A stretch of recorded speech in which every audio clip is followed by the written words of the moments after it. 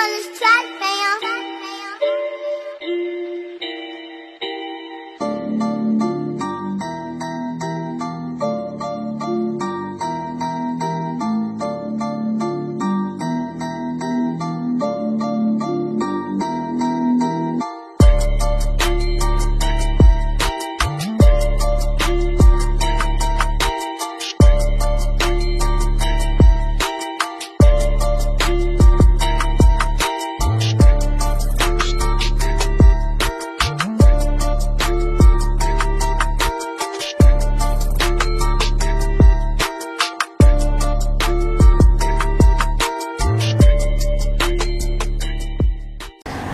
Assalamualaikum pemirsa, berjumpa kembali dalam program Humas Menyapa, satu program bincang-bincang yang akan mengundang bintang tamu atau narasumber dari lingkungan IAIN Langsa. Dan kali ini bersama saya Wildan, dan seperti sudah terlihat ya, seperti yang sudah bisa Anda lihat di sebelah kiri saya sudah hadir gini ya, narasumber yang siap kita ajak ngobrol sebelumnya.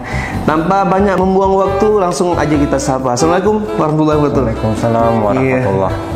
Gimana kabarnya, Pak? Alhamdulillah baik. Oke ya, sebelum kita lanjutkan perbincangan kita, sebaiknya mari kita dengarkan perkenalan beliau. Silakan, Pak. Perkenalkan, saya salah seorang staf pengajar di IAIN Langsa. Nama saya Ihsan Kamilan Latif. Tepatnya saya berada di naungan rumah Fakultas Syariah IAIN Langsa. Di sini dalam bincang-bincang ini saya mengucapkan terima kasih atas keluangan waktunya, memberikan kami Fasya satu ruang waktu di sini.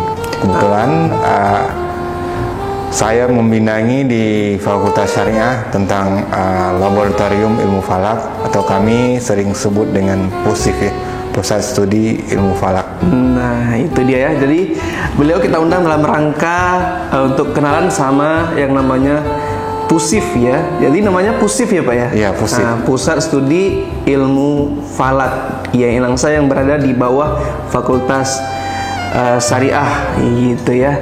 Oke, sebelum kita melanjutkan perbincangan kita, saya pengen nanya nih sebenarnya. Jadi nama sebenarnya itu PUSIF atau PUSKIF Pak? Karena di media sosialnya sendiri ini ada yang namanya PUSKIF gitu. Jadi biar nggak bingung nih namanya sebenarnya apa itu Pak?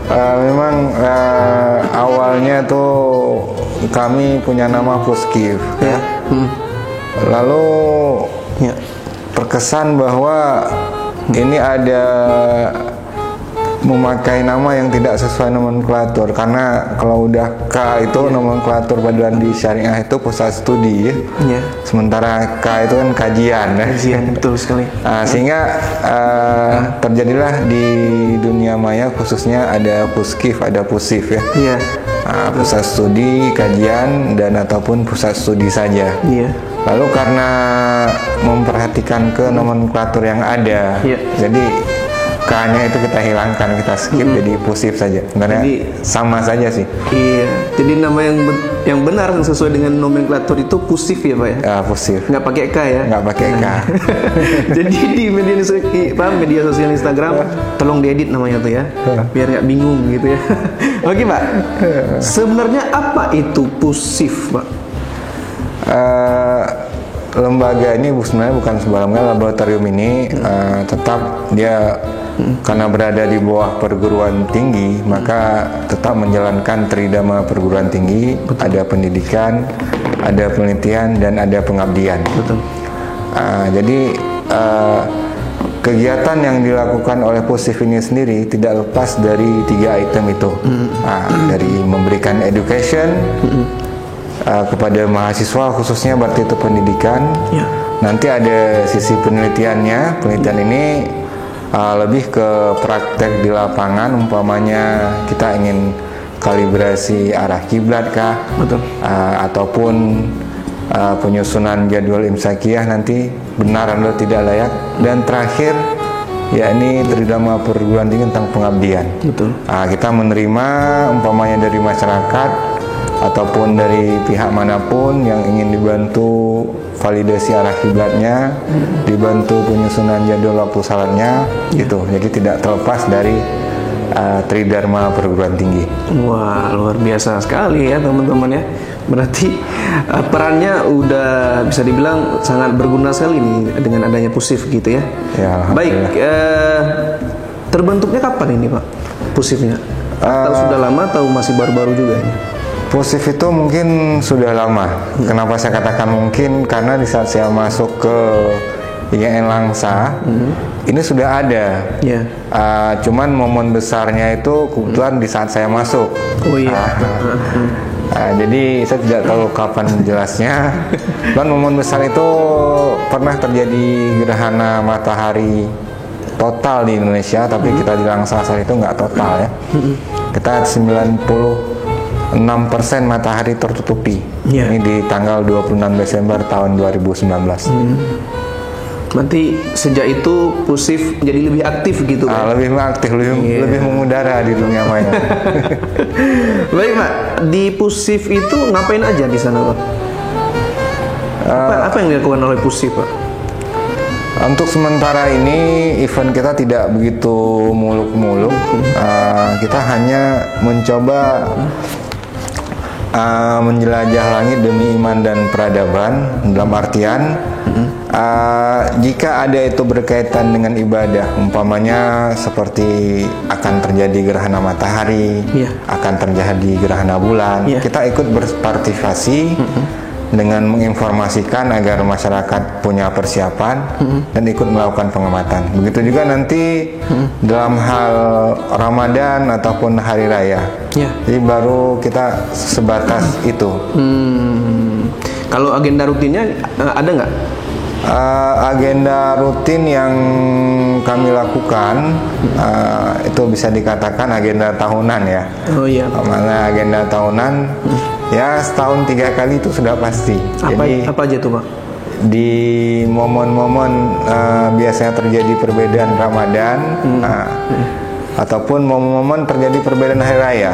Kita punya 2 hari raya, Idul Adha atau Idul Fitri. Di momen itulah yang memang agenda kita pasti kita lakukan. Kita akan observasi hilal, dan mengeluarkan ya imsakiyah. Mengeluarkan imsakiyah juga, ya versi kita Pak ya. Versi kita. Versi PUSIF IAIN Langsa. Baik, teman-teman pemirsa IAIN Langsa, saya ingatkan bahwa nanti juga kita akan membuka ya DM Instagram, nanti bakalan kita bacain pertanyaan-pertanyaan yang masuk yang udah kita posting di story. Nanti bakalan kita tanyakan pertanyaan dari para follower di IAIN Langsa ya, di Instagram IAIN Langsa ya. Baik, selanjutnya kegiatan yang pernah dilakukan nih Pak, yang paling wah gitu Pak selama Bapak di situ lah, apa itu Pak? Mungkin event yang paling besar yang pernah kita lakukan di tanggal 26 Desember ya, tahun 2019. Termasuk ulang tahun tsunami ya, tepat di tsunami itu. Kita melakukan observasi gerhana matahari dengan seadanya, dengan peralatan seadanya. Kita saat itu masih pakai filter homemade filter made in rumah tangga, hanya beli kertasnya aja. Tapi rupanya antusias, pengunjung masyarakatnya luar biasa. Padahal kita tidak sebar undangan. Rupanya berarti animo masyarakat ini besar. Terlebih ya mungkin ya di Langsa cuman kita. Jadi bersyukurlah jika memang kalian mau, para pemirsa ini ingin berkuliah di IAIN Langsa ini, saya rasa tempat yang sangat cocok. Iya, apalagi suka yang bagian astronominya. Jadi ketika itu nggak cuma dari lingkungan keluarga besar IAIN Langsa aja Pak ya, masyarakat luar juga hadir ya Pak? Masyarakat luar juga hadir. Jadi kan sampai wartawan-wartawan ya, dari Serambi, dari media-media yang lainnya. Oke. Nah, berbicara mengenai fasilitas tadi Pak, yang sempat barusan Bapak singgung tuh seadanya ya Pak. Kalau sekarang gimana Pak tentang fasilitasnya, tentang sarana prasarana di Alhamdulillah untuk sarana prasarana kita, meskipun kita belum punya observatorium, belum punya planetarium, tapi untuk teleskop kita dan peralatan ini sudah memadai. Iya. Nah, sudah memadai. Kita punya 2 teleskop robotik yang diameternya tabung saja sudah 8 mili itu. Jadi udah lumayan. Iya. Mungkin ya kalau tidak salah mungkin di Aceh kita udah kategori unggul lah kalau dari Kalau di Aceh kita kategori unggul ya Pak. kategori unggul. dengan alat sebegitu saja sudah unggul sebenarnya Pak. Sudah unggul sebenarnya. Ya, semoga ke depan ada peningkatan alat ya Pak ya. Oke baik, di Pusif itu siapa aja Pak yang membimbing sebagai tempat kita belajar gitu? Ada siapa aja Pak di sana Pak? Untuk sementara ini saya dibantu oleh 2 rekan saya yang sama-sama di Fakultas Syariah, Yep. yang sama-sama memang kebetulan sama-sama mengajar ilmu falak. Betul. Sementara peserta ataupun mahasiswa yang ikut itu ya swadaya, siapa-siapa saja yang boleh, yang kepingin untuk bergabung, ya pintu selalu terbuka. Iya. Meskipun ya karena berada di bawah Fakultas Syariah ya rata-rata mahasiswa Fakultas Syariah. Lebih ramai mahasiswa Fakultas Syariah gitu Iya. Pak. Tapi tidak menutup kemungkinan untuk teman-teman lain juga boleh bergabung ya Pak. Boleh bergabung. Oke, nanti bakalan bertemu dengan Bapak Ihsan nanti ya, yang bakal membimbing teman-teman semua untuk yang pengen belajar tentang astronomi gitu ya, tentang ilmu falak gitu Pak ya. Iya. Baik, dalam melakukan observasi ini Pak, sejauh ini apa tantangan yang udah didapat Pak, yang diterima selama ini Pak?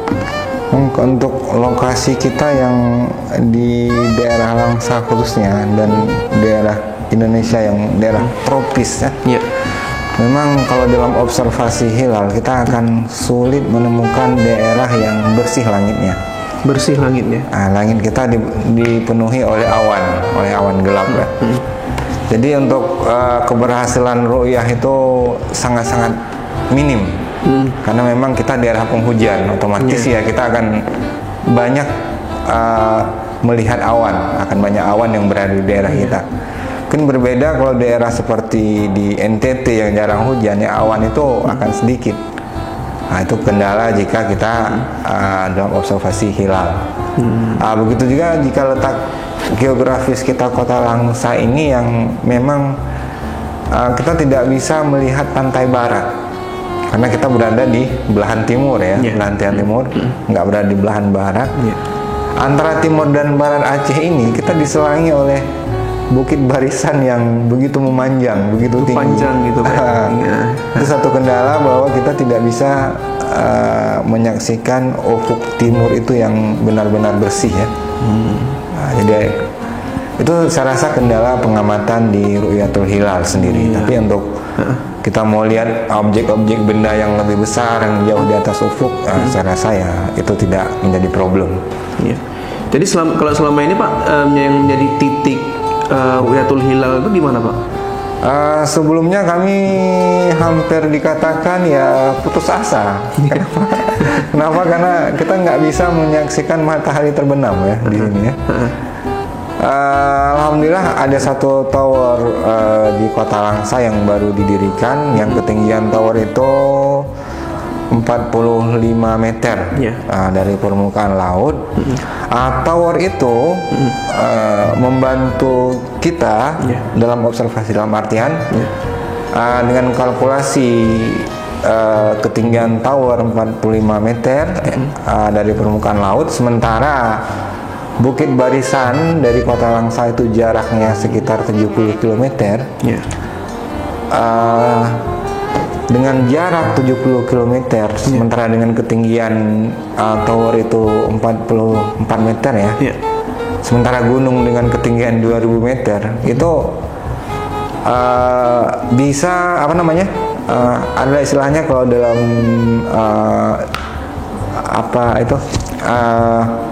dalam geologi, bukan geologi, apa namanya, geodesi ya, geodesi, bahwa karena bumi kita hanyalah bulat, maka semakin jauh jaraknya ada kelengkungan bumi. Jadi dengan jarak 70 km itu kelengkungan bumi dengan tinggi gedung yang 45 meter itu bisa berpengaruh, kita tidak menyaksikan lagi. Jadi maksudnya bukit yang ketinggian 2000 meter itu udah tenggelam dengan jarak 70 km. Namun demikian, tidaklah semua titik bisa kita lihat karena ketinggian bukit Barisan itu relatif tidak sama, mulai dari 1.500 hingga 3.000 meter ketinggian. Nah, itu satu tantangan bagi kita sendiri di Kota Langsa. Wow, luar biasa ya, sangat. Ini secara singkat aja begitu agak mendalam. Saya juga mulai agak-agak wah, bingung juga nih. Emang dia karena kita harus pakai geometri analitiknya di situ kan, gimana menganalisanya itu. Iya, tapi bagi teman-teman yang memang suka di bagian-bagian itu ya pasti bakalan senang ya Pak ya, baca tentang itu Pak ya. Baik Pak, sebelum kita mengakhiri perjumpaan ini ada pertanyaan-pertanyaan dari para follower nih Pak yang udah DM ke kita udah posting di story.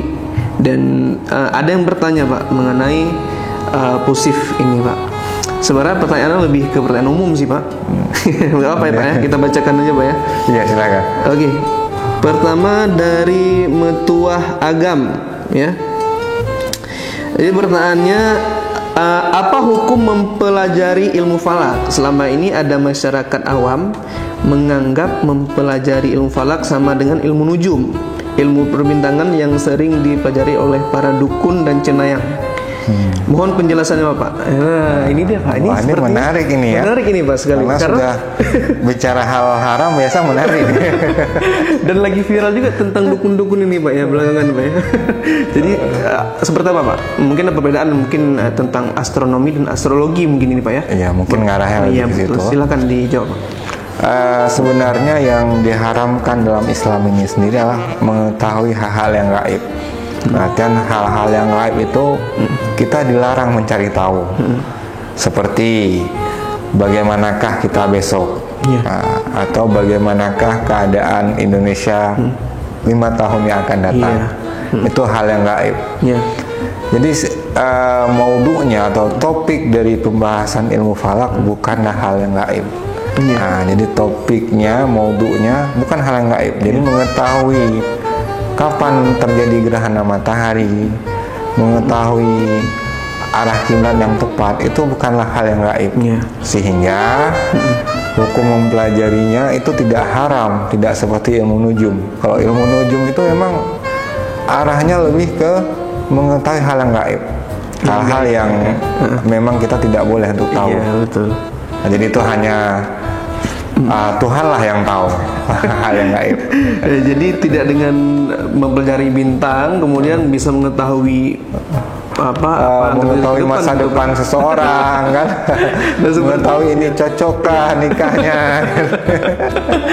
itu banyak Pak, bahkan di dunia modern sekarang pun masih berlaku itu Pak, karena masih ada zodiak kan dari perbintangan juga kan. Zodiak ini. Zodiak jika dia lahir di bulan ini, di rasi ini, maka sifatnya akan begini ya. Ya memang begitu Pak. Semoga ini menjadi pencerahan ya bagi teman yang di luar sana ya, untuk tidak ragu mempelajari ilmu falak, karena ilmu falak berbeda dengan ilmu nujum perbintangan yang dipelajari oleh para dukun-dukun itu ya. Baik, yang kedua nih Pak, dari Rahmi_03 ya. Assalamualaikum Bapak, saya mahasiswa FEBI. Nah, FEBI ekonomi ya. Ekonomi ya. Oke, apa tanggapan Bapak terhadap teori flat earth? Nah, dan apa peran pusif dalam menanggapi teori ini? Nah, ini dia. Ini menarik juga Pak. Menarik lagi sekarang ya, era-era. Mahasiswa ini kritis-kritis sepertinya Pak ya. tentang astronomi ini Pak. Silakan Pak. Memang saat ini kita sedang berkembang Flat Earth Society ya. Iya betul. Flat Society di mana mereka seakan mendobrak kepercayaan yang sudah ada. Iya betul. Bahwa di mana hari ini orang semua percaya bumi ini bulat. Iya. Jadi katanya bahkan inilah teori konspirasi. Iya betul. Nah, memang mereka berasumsi bahwa teori konspirasi sulit dibuktikan, tapi ini konspirasi. Iya. Oke, yang pertama kita ingin coba jawab tentang Flat Earth Society, bahwa dalam asumsi mereka bumi itu datar. Iya. Yang pertama karena kita berada di PTKI ya, Institut Agama Islam Negeri, mungkin nanti biasanya ya ayatnya mana, dalilnya apa? Ya, betul sekali, betul. Harus ada dalil ini ya. Dalil seperti itu. Iya. Kebiasaan orang yang berpendapat atau bagian golongan Flat Earth Society, mereka berlandasan ke dalil wa ilal ardi kaifa sutihat. Betul. Lihatlah bagaimana bumi itu dihamparkan. Ya. Jadi Quran saja bilang sutihat, hampar. Iya betul. Kenapa sekarang sudah berani menyalahi Quran? Nah, itu biasanya dalil-dalil yang dibawa. Oke. Yang pertama, jika kita melihat ke dalil itu wa ilal ardi sutihat, itu tidak ada mengatakan datar, tapi bumi itu bagaimana kami hamparkan. Dari situ penjelasannya adalah bahwa pada pandangan kita bumi ini hampar. Kita berjalan nampak lurus, betul, begitu hampar. Betul. Meskipun sebenarnya tidak hampar-hampar kali, kita akan ketemu lubang, kan? Jalan lurus itu tidak hampar. Namun ada ayat yang lain yang mungkin bisa mencocokkan bagaimana Al-Quran melihat bumi kita itu. Tulijul laila fin nahar wa tulijun nahar fil laili. Allah memasukkan atau malam dan siang tidak terjadi bersamaan. Tulijul lail fin nahar wa tulijun nahar fil lail. Jadi ada proses pergantian siang dan malam. Nah, itu bahasa isyari bahwa bumi ini harus bulat, karena tidak mungkin terjadi pergantian siang dan malam, dalam artian siang dan malam itu punya masa yang berbeda jika bumi itu datar. Pokoknya kalau kita diimajinirkan di pikiran kita, jika kita punya satu lentera, satu senter, kita senter pada bidang yang datar, maka sifat cahaya yang melambat lurus itu akan lurus, maka semuanya akan siang secara berbarengan. Iya betul. Maka berbarengan siangnya. Padahal faktanya sekarang antara kita dan Saudi saya sudah beda, nggak sama siang dan malamnya. Kita dan Malaysia nggak sama. Itu hanya mungkin terjadi jika bumi kita bulat. Sehingga saat kita menyenter sebuah bola itu tidak akan terkena sinar matahari. Dulu pas saya kecil dulu kan ada begini dibilangnya. Dibilang begini, wah ini kiai itu Tengku itu salah Jumatnya di Arab, bilang. Dia nggak Jumat sini, di Arab Jumatnya. Di Arab ya, keramat berarti. Keramat.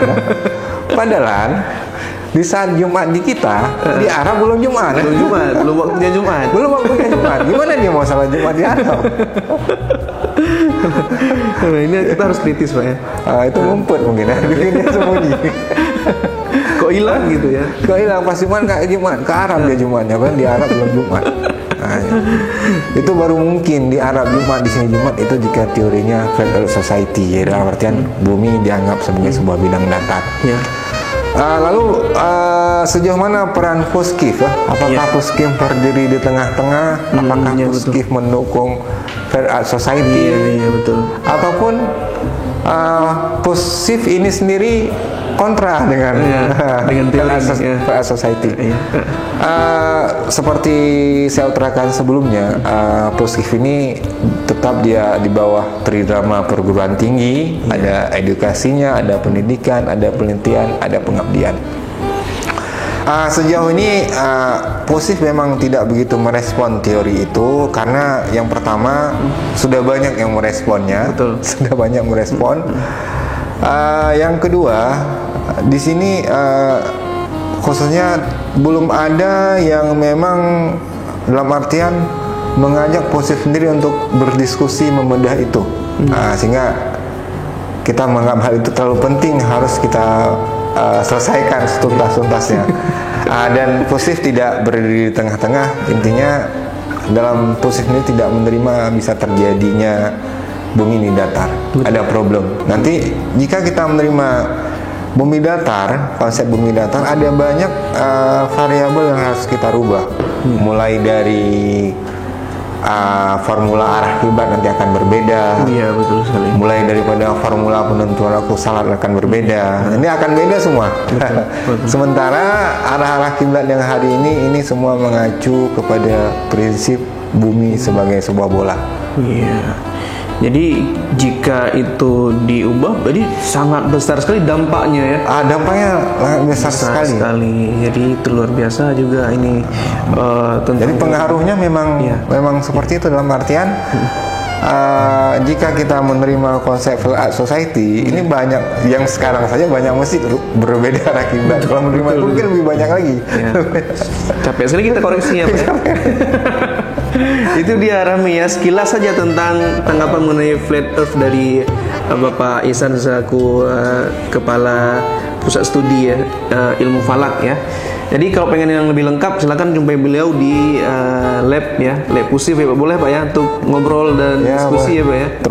Terbuka untuk umum. Oke, dan juga untuk teman-teman lain, nggak cuma mahasiswa tidak hanya mahasiswa Fakultas Syariah aja Pak ya. Iya. Boleh siapa aja, termasuk mungkin tendik dan dosen-dosen yang punya minat di bagian itu boleh juga bergabung. Ya boleh juga. Bahkan di saat kami buat kegiatan itu ada yang dosen-dosen memang bukan di bidangnya, bukan di fasya, dari Feby ya. Iya betul. Karena kepingin lihat nih seperti apa kan. Ya, termasuk saya juga pernah ikut ya melihat gerhana malam itu Pak ya, yang di atas lab itu Pak. Di atas lab ya. Di lab. dan kita agak telat sedikit malam itu gerhana karena memang waktu gerhana saya itu sangat singkat, betul. Dan cuacanya pun tidak mendukung. Betul sekali. Ya, kita tidak bisa mengabadikan momen-momen itu. Tapi nggak apa, karena kita bisa melihat malam bulan itu bulan purnama Pak, cantik sekali, dan kita juga melihat planet-planet gitu ya. Alhamdulillah malam itu bisa ngeliat walaupun kecil-kecil Pak. Ya. Memang menarik juga dari gimana tadi moto di sini katanya dokumentasi sebanyak-banyaknya. Ya, betul sekali. Dokumentasi sebanyak-banyaknya karena waktu tidak dapat diputar kembali ya. Kepingin mau lihat bagaimana gerhana di 26 Desember, kita nggak akan bisa lihat lagi. Iya, betul sekali ya. Dan insya Allah nanti di November kita akan di Kota Langsa, kita akan menikmati gerhana bulan total. Maka siap-siap kita nunggu waktu itu di November nanti. Dokumentasikan karena waktu itu tidak akan berulang kembali. Iya. Ini kayaknya kerjaan Borhumas ini ya, kode ini ya. Baik Pak, berarti itu next plan Pak. Project yang akan di November ini. Di November. Selain itu ada lagi proyeknya Pak? Untuk event-event astronomi besarnya tidak ada lagi untuk tahun ini. Terakhirnya di November itu. Di November ya. Ya, oke. Insya Allah kita akan lakukan observasi Pak ya. Insya Allah observasi. Oke, teman-teman catat tuh tanggalnya ya, di November tanggal berapa Pak? Sebentar saya coba lihat pasnya tanggal berapa ya. Karena kan pasti jamnya berapa, tanggalnya kan gitu dia. Ya betul sekali. Karena teman-teman mungkin ada yang antusias juga, pengen tahu, pengen melihat seperti apa prosesnya, mulai dari pemasangan alat mungkin, dan juga ingin langsung melihat fenomena yang terjadi. Itu bisa langsung datang ya, untuk di Pusif, bareng Pusif kita bakalan melihat fenomena alam yang menakjubkan itu. Oke Pak. Di mana ya? Catatannya di November nggak salah sekitar tanggal 11. Masalah nanti mungkin bisa kita konfirmasi ulang nih tepat. Jadi kita akan kasih di Purnama ya di bawah. Sebelum kita akhiri perbincangan kita pada hari ini Pak, apa nih harapan untuk Puskib sendiri? Kemudian mungkin ada juga pesan-pesan untuk teman-teman keluarga besar yang Langsa juga Pak. Silakan Pak. Yang pertama pesannya bahwa ilmu falak ini tidak membosankan. Jadi jangan hanya terbayang bahwa astronomi hanya hitung-hitung mulu. Kadang-kadang mahasiswa ini dan masyarakat secara umumnya mereka khawatir sama matematika ini. Sudah hitung ini udah bahaya. Padahal jika gabung di Pusif ini nggak semata-mata hitung-hitung semua. Kita bisa ya pengamatan, mau suka observasi saja boleh. Cuman observasi kita hobi mungkin di ngolah-ngolah gambar kan, ngolah-ngolah citra hilal, bisa juga. Jadi jangan membuat falak ini begitu menyeramkan. Jadi takut gitu ya. Takut karena matematika ini kayaknya menakutkan. Iya betul sekali Pak. Jadi ilmu falak itu tidak menakutkan, dan di Pusif juga bakal lebih menyenangkan gitu ya. Lebih menyenangkan, terutama dia di saat pengamatan itu betul sendiri. Sekali ya. Jadi bisa sangat menyenangkan nih di Pusif, karena nggak cuma belajar hitung-hitungan di situ, tapi bisa belajar juga mungkin yang punya bakat di bidang fotografi mungkin Pak bisa gabung juga. Bisa ya, di astrofotografi nanti kita mengolah citra seperti apa. Nah seperti kita lihat di apa itu biasanya poster-poster planet itu. Betul. Itu poster planet itu sebenarnya kalau kita lihat dengan teleskop nggak seperti itu gambarnya. Iya. Poster itu sudah ada olah citranya, itu mungkin ada ribuan foto ditempel-tempel sehingga bisa jadi sebagus itu. Nah itu dia teman-teman, jadi nggak terpaku cuman sekedar ilmu falak, ilmu yang sangat menyeramkan nih dengan hitung-hitungannya ya Pak. Hitung-hitungan. Kalau yang untuk rame-ramein aja boleh juga gitu ya, rame datang untuk melihat observasi gitu Pak. Oke Pak, itu aja Pak. Oke, sekian. Terima kasih pada pemirsa semua. Ditunggu kedatangannya pemirsa untuk melihat-lihat koleksi mungkin peralatan yang kita punya. Sampai jumpa di November di gerhana bulan total. Oke, sampai jumpa di gerhana bulan total ya di November. Baik, demikian perbincangan kita pada hari ini bersama dengan Pusif IAIN Langsa. Namun sebelumnya saya ingin ngasih tahu nih ke teman-teman yang di luar sana, mungkin bagi teman-teman yang suka dengan jurnalistik, ini saya rekomendasikan buku Jurnalistik Praktis Kontemporer karya dari Dr. Erwan Effendi Esos dan juga Dr. Andes Rashid ya. Baik, sekian perbincangan kita pada hari ini. Saya Wildan mewakili kabar kerja yang bertugas pada hari ini. Mohon pamit undur diri. Wassalamualaikum warahmatullahi wabarakatuh. Salam Humas. Salam Humas Pak. Oh, begini Salam ya. Humas ya.